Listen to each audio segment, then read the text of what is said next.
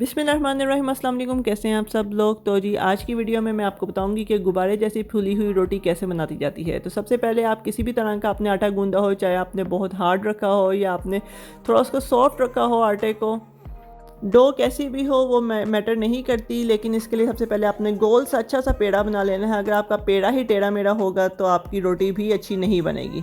तो यहाँ पे मैंने बिल्कुल गोल पेड़ा लिया है। अब मैंने इसको खुश्के के लगा के तो अच्छे से इसको गोल रोटी बना लेनी है। तो बस आपका यहाँ रोटी फूलने के लिए एक ये टिप है कि आपने ना ज़्यादा रोटी बारीक रखनी है, ना ज़्यादा रोटी मोटी रखनी है, क्योंकि अगर बारीक होगी तो वो रोटी अकड़ जाएगी और अगर रोटी इसकी बहुत मोटी होगी तो वो फूलेगी नहीं, कच्ची रहेगी अंदर से।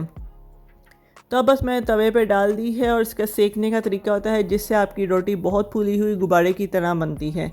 तो एक हिस्सा जब इसका अच्छे से सिक जाए, ऊपर से कलर चेंज हो जाए, तो मैंने तब इसकी साइड पलटी है। कई लोग होते हैं कि कच्ची कच्ची की ही साइड पलट लेते हैं या बहुत ज़्यादा जब नीचे से ब्राउन हो जाती है तब साइड पलटते हैं। इससे क्या होता है कि यहाँ से ही फिर आपकी रोटी बैठ जाती है, यहाँ से बिल्कुल नहीं फूलती।